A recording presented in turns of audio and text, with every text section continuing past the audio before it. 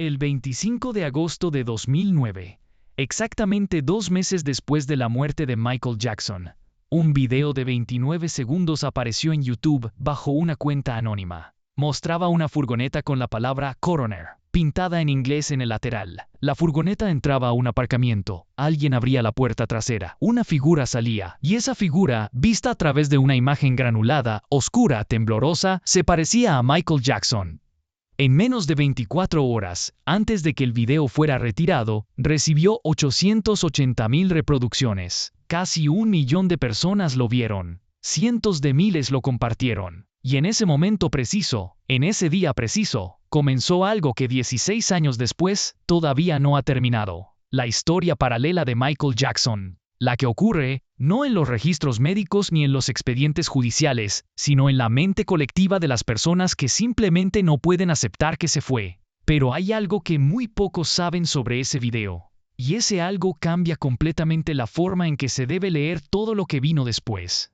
El video era falso, no solo falso, era un experimento científico deliberado. La cadena alemana RTL lo había fabricado ella misma, lo había subido bajo una cuenta anónima. Y había esperado. Su portavoz, Heike Schulz, lo admitió públicamente el 1 de septiembre de 2009 ante la agencia Associated Press, con una honestidad que ningún medio de comunicación celebró suficientemente. Queríamos mostrar con qué facilidad los usuarios pueden ser manipulados en Internet con videos falsos. Por eso creamos este video de Michael Jackson vivo, aunque todo el mundo sabe que está muerto. Y la respuesta fue impresionante. El video había sido filmado cerca de Colonia, Alemania. La palabra coroner en inglés había sido añadida deliberadamente para que pareciera grabado en Estados Unidos.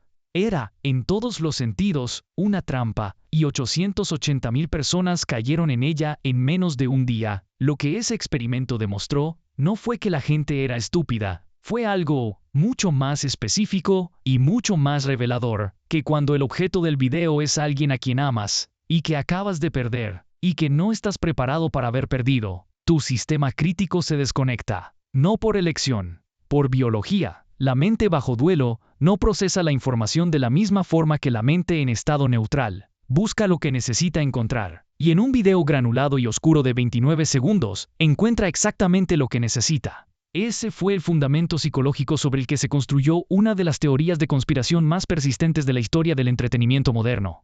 Y para entender por qué persiste hasta hoy, hay que examinar cada una de sus piezas con la honestidad que merecen, no para ridiculizarla, para entenderla. La teoría de que Michael Jackson fingió su propia muerte comenzó a circular inmediatamente después de su fallecimiento en 2009, ganando una amplia popularidad muy rápidamente, en cuestión de semanas. Sus primeras versiones se apoyaban en algo que tenía una base real. La vida de Jackson había estado llena de disfraces, identidades múltiples y estrategias de desaparición pública. Desde los años 90 usaba máscaras en aeropuertos. Se cubría el rostro en apariciones públicas. Se disfrazaba para ir a Disneyland. Tapaba las caras de sus hijos cuando salían. Le había dicho a Oprah Winfrey en 1993 que a veces deseaba poder ser anónimo. Le había dicho al rabino Shmuley Boteach a finales de los 90 que la fama era, en muchos sentidos, una prisión de la que quería escapar.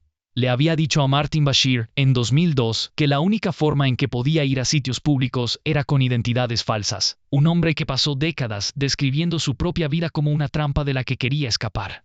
Que luego murió, o supuestamente murió, con 50 conciertos que nadie, incluyendo él mismo, estaba completamente seguro de poder realizar. Que tenía recursos financieros suficientes para desaparecer, que tenía contactos en todo el mundo para facilitar esa desaparición. Esa combinación, para quien quiera creer en ella, es tentadora, porque no es completamente absurda en su premisa. El problema está en los datos. El primer dato es el más básico.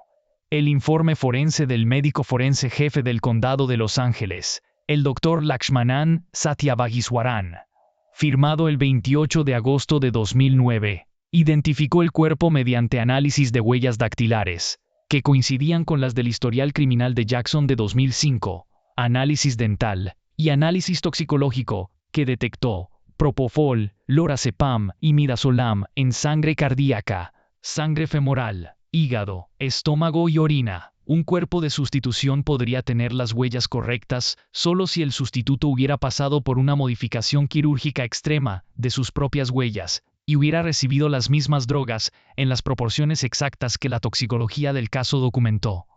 El segundo dato es el del marcapasos. El sistema Bluetooth del marcapasos de Nancy Guthrie, que captó su desaparición en el caso de 2026, es el mismo tipo de tecnología que habría rastreado cualquier dispositivo médico que Jackson llevara en el cuerpo. Jackson no tenía marcapasos, pero sí historial de revisiones cardíacas regulares. Los registros médicos del UCLA Medical Center del 25 de junio de 2009 documentan con precisión de minutos cada procedimiento aplicado a su cuerpo durante más de una hora de intentos de reanimación. La doctora Richelle Cooper, la doctora Thaun Nguyen y al menos 8 miembros del equipo de urgencias estuvieron en esa sala. Todos firmaron registros de lo que vieron. La posibilidad de que todos ellos fueran parte de una conspiración de silencio sostenida durante 16 años sin que ninguno rompiera el acuerdo es estadísticamente tan cercana a cero que puede tratarse como cero. Pero la teoría nunca ha dependido de la lógica estadística, ha dependido de otra cosa, de las grietas reales en la información pública que rodea el caso, grietas que existen no porque haya conspiración, sino porque así funciona cualquier investigación criminal cuando la información se protege para no comprometer el proceso judicial. El caso del Dave es el más claro ejemplo de cómo esas grietas se convierten en combustible para la teoría. Dave,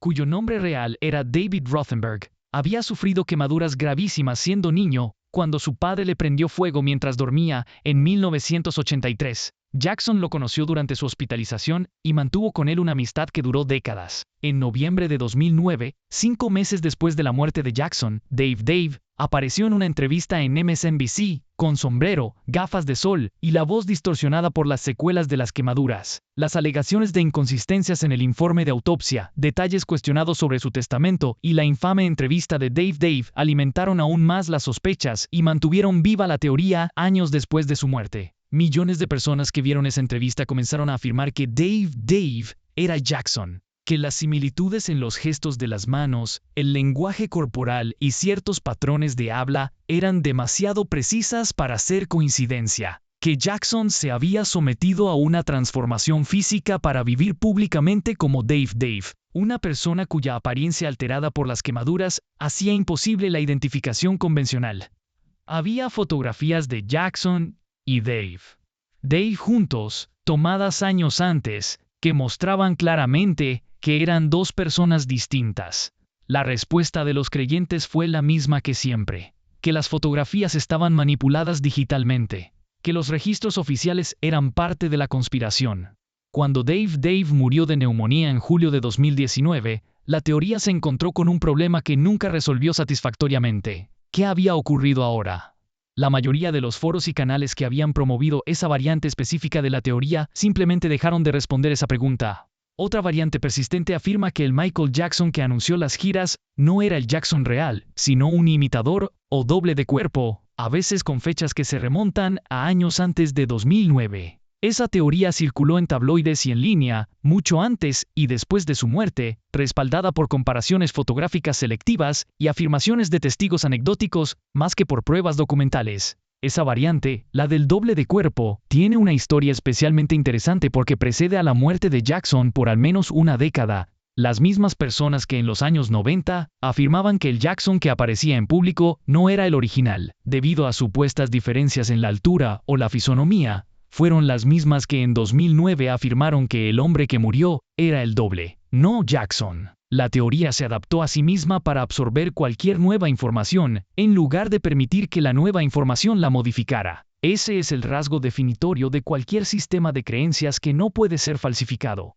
No importa qué dato nuevo aparezca, siempre existe una forma de incorporarlo a la narrativa existente. Lo que los psicólogos que han estudiado el fenómeno de los avistamientos post-muerte de celebridades señalan de forma consistente es que el elemento central de la persistencia de estas teorías no es la evidencia, es la función que cumplen. Para una persona que creció con la música de Jackson como parte de la banda sonora de su propia vida, que asocia canciones específicas con momentos específicos de su historia personal, que siente que ese artista formaba parte de la arquitectura emocional de su propia identidad, su muerte no es solo la muerte de una figura pública. Es la pérdida de algo que pertenecía a la experiencia íntima de ser quien esa persona es. Y frente a una pérdida de esa naturaleza, la mente tiene una estrategia de supervivencia que los psicólogos del duelo conocen bien: la negación. No como debilidad, como mecanismo de amortiguación, como la forma en que el sistema nervioso compra tiempo para que el organismo pueda adaptarse a una realidad que, procesada de golpe, resultaría demasiado costosa emocionalmente.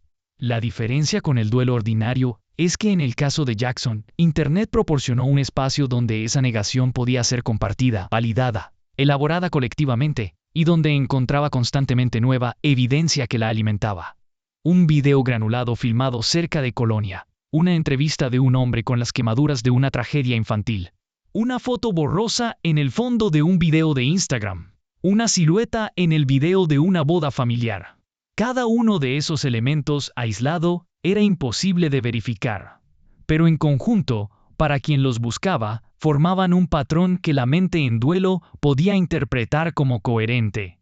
Lo que ningún avistamiento reportado en 16 años ha producido es lo que cualquier afirmación verificable produciría: una fotografía con geolocalización confirmada, un testimonio con nombre completo y datos verificables, una grabación de audio con análisis forense de voz, o cualquier otro tipo de evidencia que pudiera ser examinada independientemente por alguien que no estuviera ya predispuesto a creer. Los análisis que examinaron la evidencia concluyen que las afirmaciones del engaño carecen de sustento, y sin embargo la teoría persiste, y persistirá, porque su función no es encontrar a Michael Jackson, su función es no perderlo. Hay algo que Jackson dijo en múltiples momentos de su vida pública que, leído con la distancia de 16 años, suena diferente a como sonaba en su momento. Le dijo a Oprah en 1993 que a veces deseaba poder simplemente desaparecer, ser anónimo, caminar por la calle sin que nadie supiera quién era. Le dijo al rabino Boteach que la fama era una prisión. Le dijo a Martin Bashir que se construía identidades alternativas para poder existir en público sin ser siempre Michael Jackson. Esas declaraciones no son evidencia de que fingió su muerte. Son el retrato de un hombre que vivió décadas deseando una forma de existencia que la fama hacía imposible. Y lo que la teoría de la muerte fingida ofrece, en su núcleo más básico, es exactamente eso: la narrativa de que finalmente lo consiguió, que el hombre que pasó 50 años sin poder ser anónimo encontró, al final, la única forma posible de serlo. Es una historia hermosa. Es también una historia falsa. Y la distancia entre esas dos cosas es exactamente lo que hace que sea tan difícil de dejar ir para quienes la necesitan. Los registros médicos existen.